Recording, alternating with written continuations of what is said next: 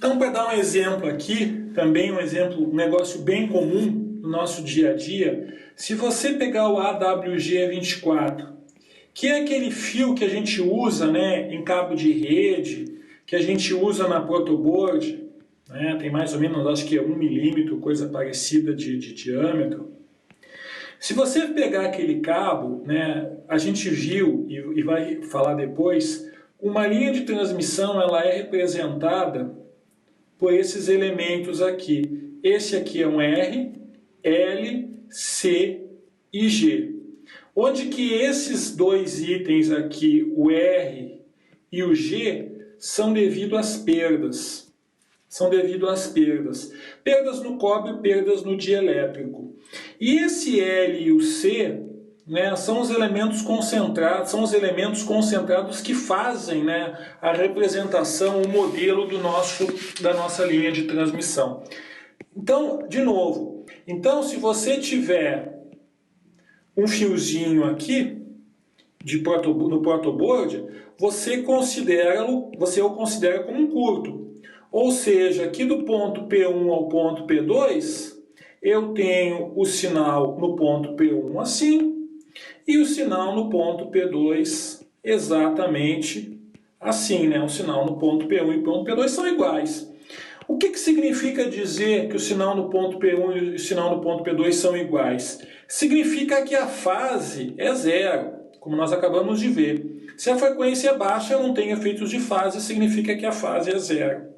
Outra forma de você analisar isso significa você dizer que a velocidade é infinita, ou o tempo é zero.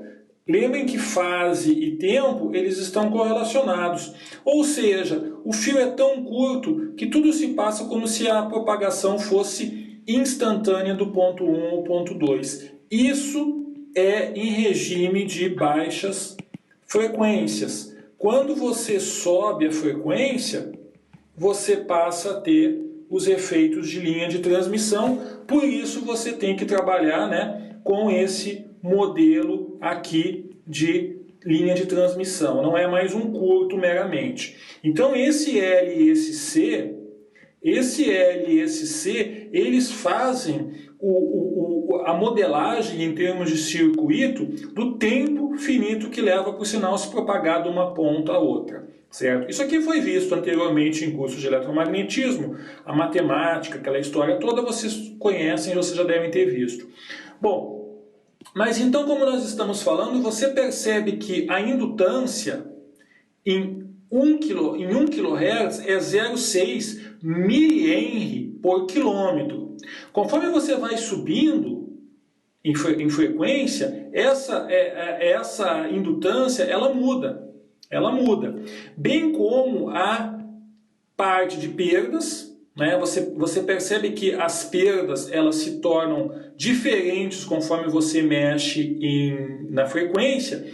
A parte de perda G, que é a perda no condutor, né? A perda nesse dielétrico aqui que nós temos no nosso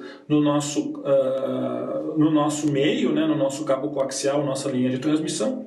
Ou então a nossa resistência, que é a perda ômica. De novo, o que significa isso, né? Se você for analisar a nossa impedância do nosso fio aí, ela é uma função da frequência.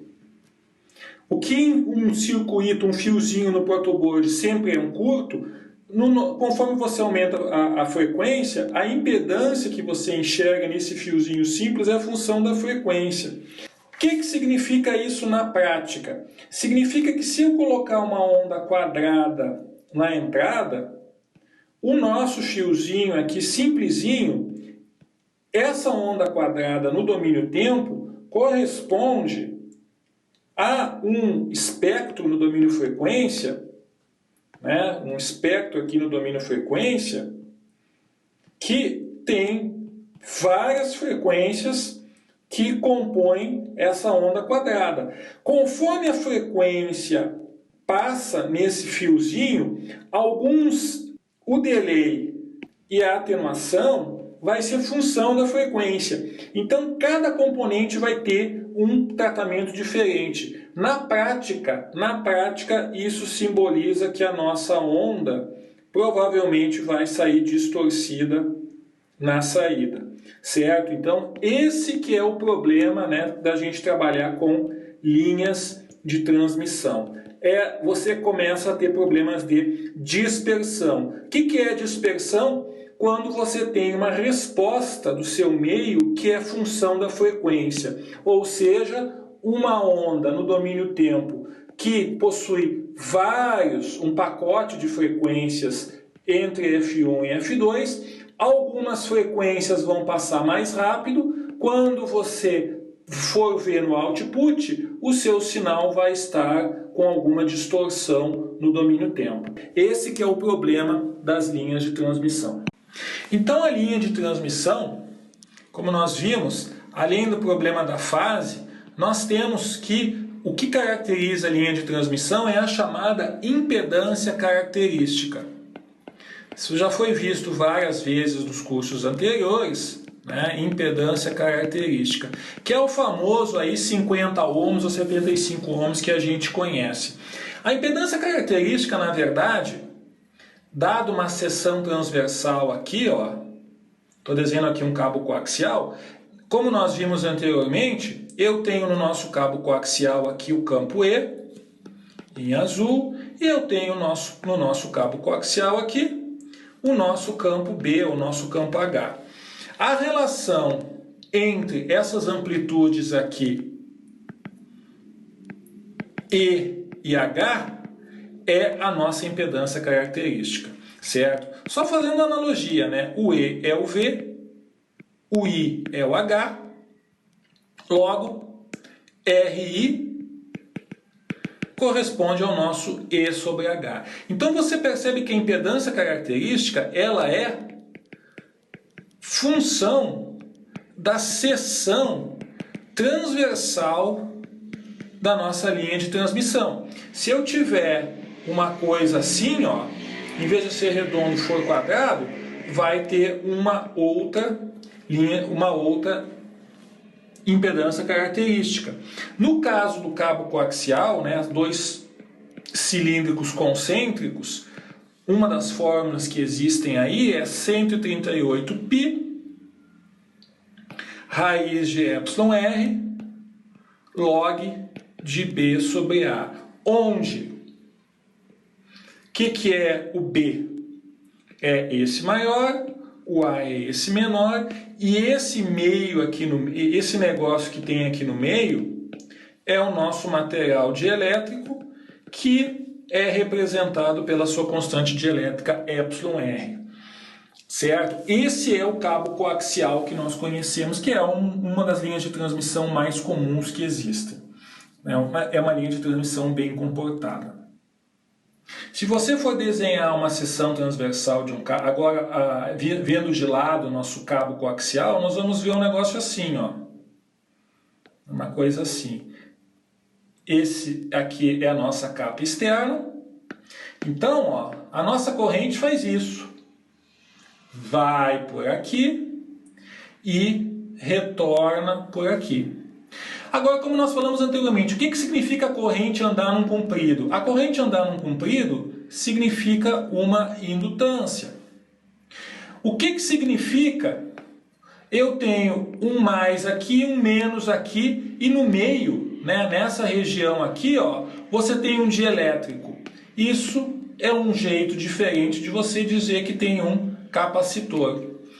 Esse é o modelo do nosso cabo coaxial, da nossa linha de transmissão genérica, onde esse R representa as perdas no cobre, que geralmente são pequenininhas, e o nosso G representa as perdas no dielétrico, que é o material que está sendo usado no meio.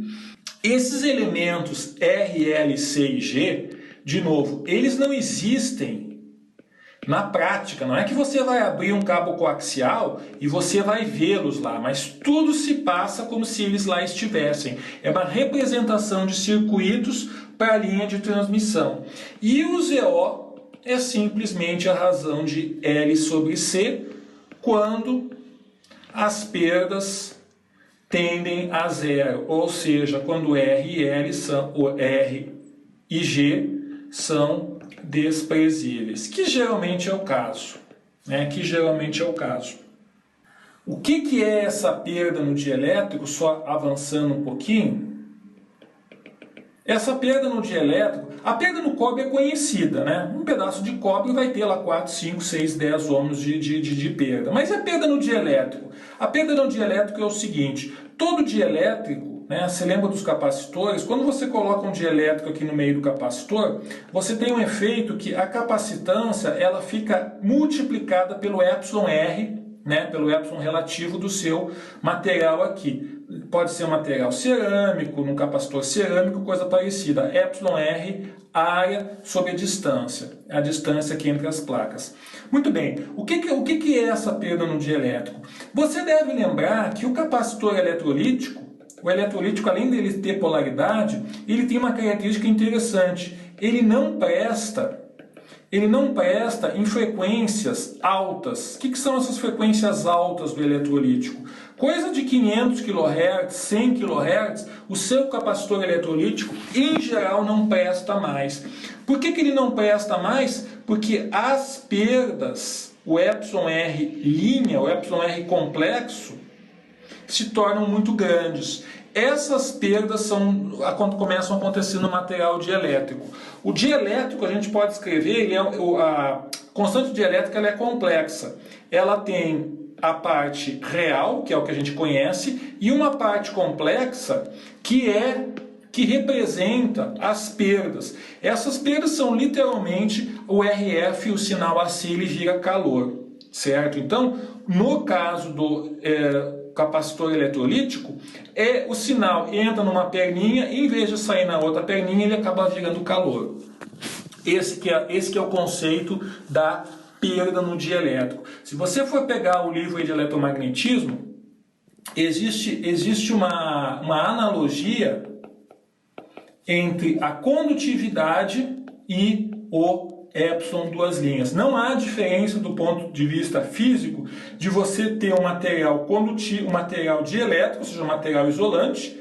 Tudo se passa como se esse epsilon duas linhas aqui, que são as perdas no dielétrico, se comportam como se fosse uma condutividade. Né? Você pode ver lá o livro de eletromagnetismo, eles trabalham isso. O típico caso é a água do mar. Né? A água do mar ela é um isolante, ninguém vai usar a água do mar, considerar a água do mar como se fosse um metal, não obstante ela tem uma certa perda que possibilita, né, uma certa condutividade dependendo da frequência. Então nós falamos, né, quando a gente tem os efeitos de RF, né, os efeitos do eletromagnetismo, onde que você passa a ter uma linha de transmissão, o conceito de fase começa a surgir. Então a gente já citou alguns problemas aí, tais como a dispersão, ou seja, que a impedância é função da frequência, certo? Conforme a frequência muda. Nós temos o problema aí dos acoplamentos, ou seja, o seu sinal ele se acopla com as linhas vizinhas, o acoplamento elétrico, que é via capacitor, o acoplamento indutivo, que é via um indutor, um transformador. Nós temos os problemas de radiação, a gente falou rapidamente também, ou seja, um pedaço da sua linha de transmissão se comporta como uma antena mal criada, uma antena mal educada, ou seja, ela não deveria ser uma antena, mas ela radia, tanto emitindo como recebendo sinal, que se traduz em ruído jogado para dentro do seu circuito.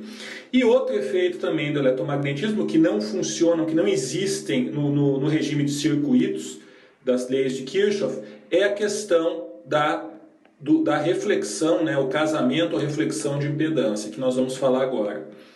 Então, isso aqui é tocado, dependendo do curso de graduação, de forma rápida, né?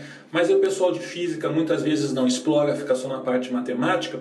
O conceito de reflexão de impedância, ele está associado, por exemplo, com o óculos, por incrível que possa parecer. Se você for ver uma pessoa usando óculos, Se você for ver, se você for conversar com uma pessoa usando óculos, você eventualmente vai se ver refletido, o seu rosto vai aparecer aqui na lente da pessoa. Agora pare e pense um pouquinho, o que significa você se enxergar no óculos? Significa que, olhando de lado aqui, olhando de lado, os raios de luz que deveriam incidir, atravessar a lente e chegar apenas no olho do cara aqui com quem você está conversando, uma parcela desses raios foi refletida e voltou para você. Então esse rosto que você está se enxergando, no óculos da pessoa, significa que essa energia retornou para você. Se ela retornou para você, não chegou no alvo, no objetivo final, que é o olho do cara. Agora, por que você está se enxergando no óculos? Essa energia é uma energia que refletiu. Refletiu por quê? Porque há uma reflexão de impedância. Você pode estar achando estranho esse negócio todo, porque nós estamos falando de luz. Mas nunca se esqueçam, luz é uma onda eletromagnética, tanto quanto uma onda de Wi-Fi, de Bluetooth, ou um sinal qualquer de rádio, TV. É a mesma coisa, são os mesmos fenômenos. Então, na realidade, o que acontece?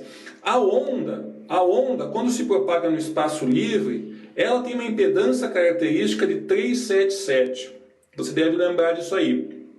Significa o seguinte, se você for na sua casa, que você deve ter um roteador Wi-Fi, e você conseguir medir num ponto qualquer na sua residência, o campo elétrico e a amplitude do campo magnético, se você tiver isso na frequência naturalmente 2.45 GHz, e se você fizer a amplitude de um pela amplitude do outro, você vai chegar em 377.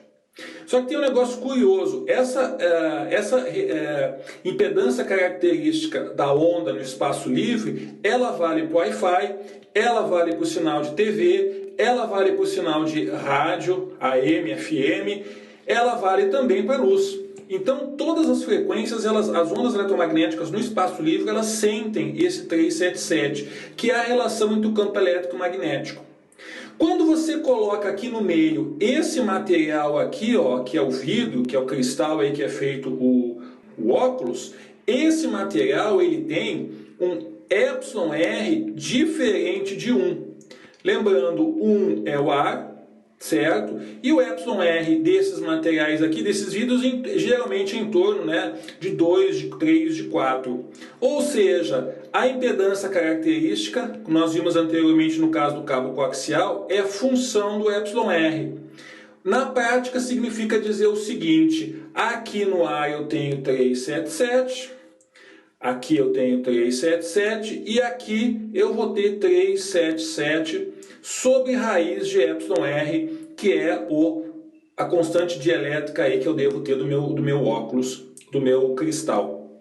Então eu tenho uma diferença de impedância, a onda ela acaba enxergando uma diferença de impedância, uma parte dela atravessa e uma parte retorna. Essa parte que retorna é aquela reflexão que você enxerga no óculos. Essa reflexão de impedância tem outros fenômenos também, que para não ficar só no campo eletromagnético, quando você vai fazer uma análise, um ecocardiograma, aquele negócio que eles colocam um sensor na sua barriga, no seu peito, para fazer um exame qualquer, o médico geralmente coloca um gel. O médico geralmente coloca um gel na sua pele, no seu peito, na sua barriga. Esse gel faz exatamente o mesmo efeito. Ele faz um casamento de impedância,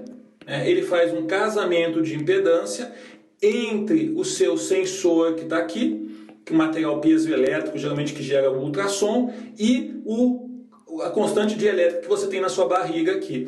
Claro que no caso do ultrassom você não tem uma onda eletromagnética, mas você tem uma onda uma onda mecânica, um som, um ultrassom, coisa desse tipo. Mas existe também a questão de reflexão de impedância em áudio.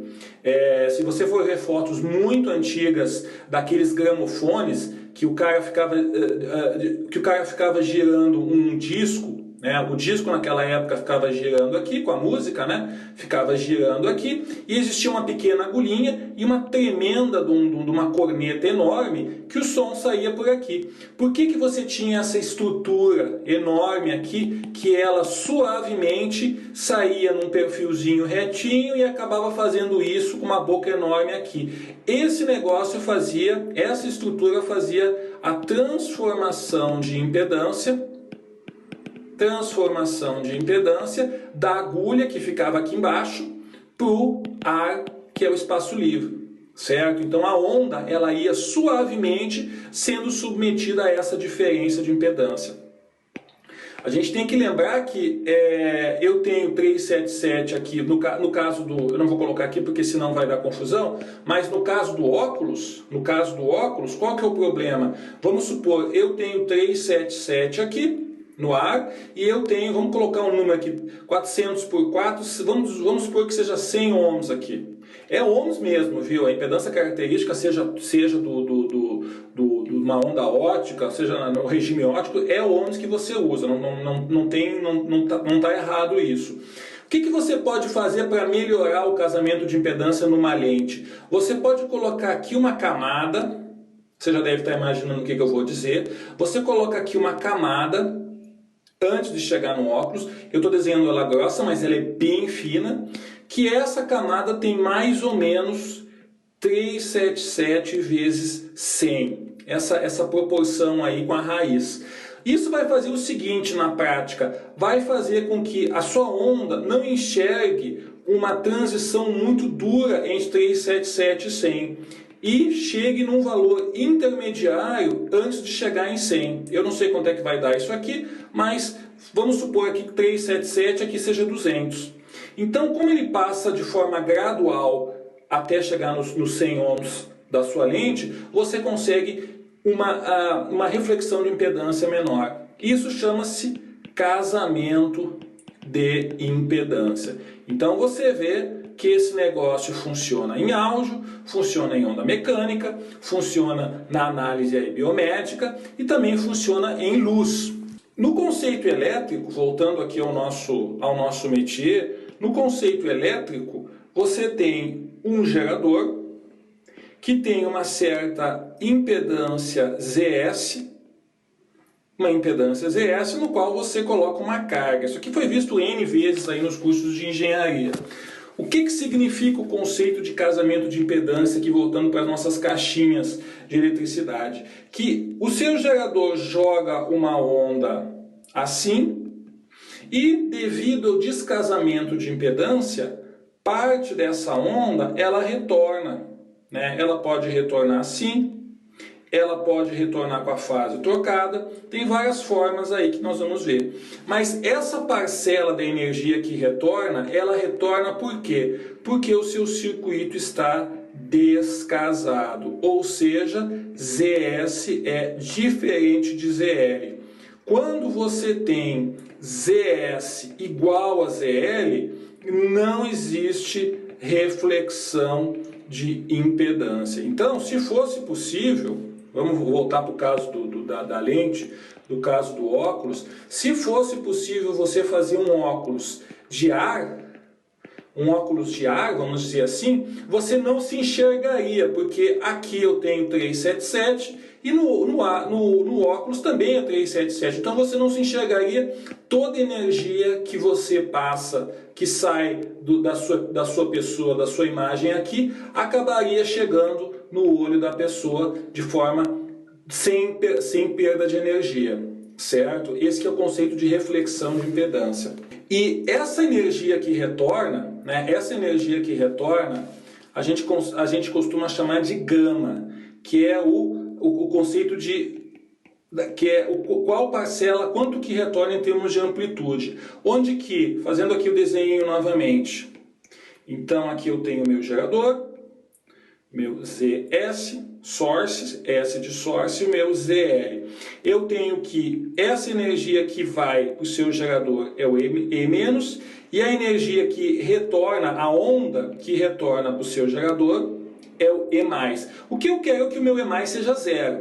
Então a relação entre um e outro é dada pelo meu gama. E o meu gama é ZL menos ZS, ZL mais ZS. É óbvio que o meu gama está compreendido, né, entre 0 e 1, onde que 0 é o conceito de estar casado, ou seja, as minhas duas impedâncias são iguais, e o meu 1, né, isso aqui na verdade é em módulo, né, e o meu 1 significa que está totalmente descasado. O que significa isso na prática? Ou o meu circuito está aberto, ou o meu circuito está em curto. Né? O meu ZL é infinito, ou o meu ZL é zero. Então, nesses dois extremos aí, eu estou totalmente casado. O que significa eu estar totalmente... Desculpa, o que significa eu estar totalmente descasado? Significa que eu estou jogando uma onda assim, bate na carga e retorna toda a amplitude. Então, aqui eu tenho 1, volta 1 para o meu gerador.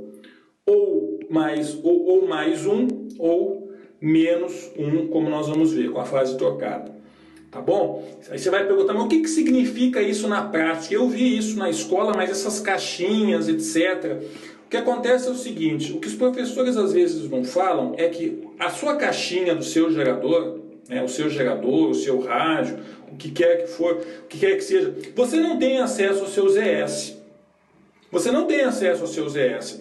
Você tem um gerador aqui, vou desenhar aqui, você tem um gerador que você comprou, né, o seu gerador aqui, que você mexe com os botõezinhos, você quer a frequência que você deseja, e você tem um determinado conector aqui. Você fica perguntando, mas qual é a impedância do meu gerador? Dependendo do gerador, você seta aqui que você quer 50, que você quer 75. Frequências mais baixas tem o chamado high Z, que é impedância, que é alta impedância. Mas na realidade, você está enxergando, no ponto de vista de usuário, esses pontos aqui. Mas não é porque você não está enxergando que não existe um ZS. Existe sim um ZS, só que você não enxerga. Como é que você vê, como é que você, em regime de baixa frequência, se você quiser saber qual é o ZS, como é que você faz? Você, né, lembrando, né, quem não viu isso, você está aqui, né, você só tem acesso a essas duas bolinhas. Primeiro você mede em aberto, qual que é a amplitude aqui, quantos volts que você tem, qual é a tensão em pico a pico, ou seja lá o que for. E aí você depois passa para uma segunda medida, na qual você vai fazer isso aqui, ó. Você vai ajustar esse seu potenciômetro até você ter volts sobre 2. Então, à medida que você teve aqui, você vai mexendo no potenciômetro até você ter a metade da medida que você teve anteriormente. Quando você chegar exatamente na metade, você já deve ter percebido que o valor do potenciômetro vai ser igual a esse RS que você tem aqui. Certo? Só por curiosidade, para dar uma noção mais física do que significa este ZS. Tá bom? Então, esse que é o conceito de reflexão de impedância. Você sempre quer fazer com que o seu gama seja zero, na frequência que você tem interesse naturalmente, de tal maneira que se você tiver um gerador aqui e você ligar numa carga, seja qual for essa carga aqui, uma antena, um outro circuito, você quer que esse gerador esteja jogando 1 watt e esse 1 watt seja absorvido pela carga.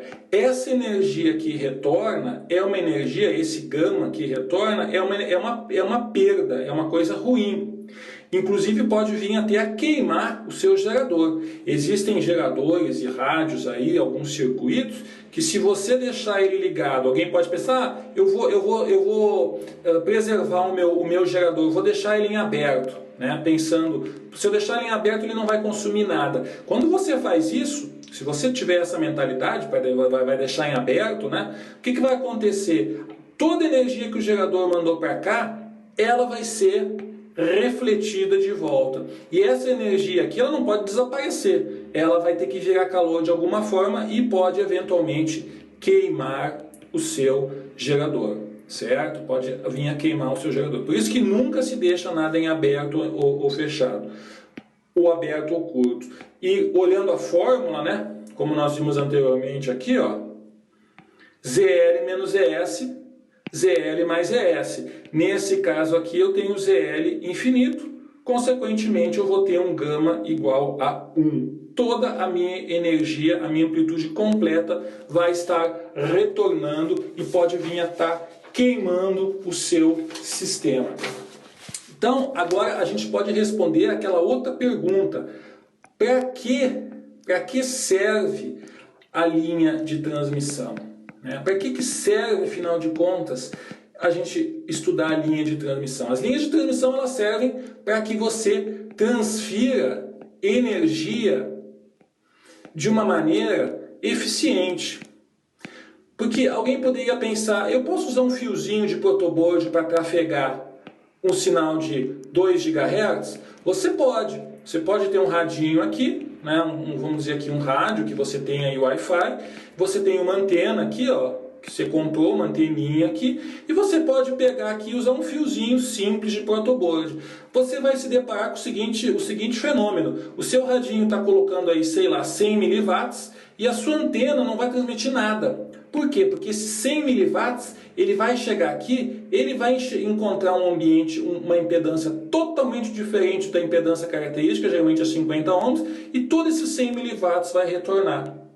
Então, uma vez que você tenha um sistema que esteja casado, né, um sistema que esteja matched, com a impedância toda direitinho, você tem vários bloquinhos, amplificador, antena, filtro. Se você garantir que até o final tudo seja 50 ohms, ou 75 ohms, você vai garantir o quê? Que nenhuma energia retorna. E com isso você tem a máxima potência, né? A máxima potência na sua carga, né? A máxima potência na carga. Sempre lembrando que RF é uma energia cara.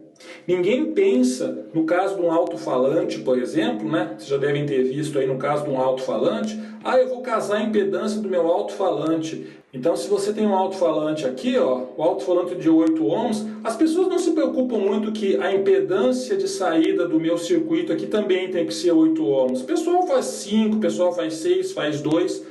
Vai ter uma reflexão, mas o pessoal não está muito se importando com isso. Por quê? Porque áudio é uma energia relativamente barata. RF é muito caro. Então essa energia que retorna, essa energia que acaba retornando para os estágios anteriores, isso aqui é dinheiro posto fora. Então RF você tem que garantir que o seu sistema esteja casado, que as impedâncias estejam na melhor forma possível, bem adaptadas entre os estágios, entre da antena para o circuito posterior e assim por diante.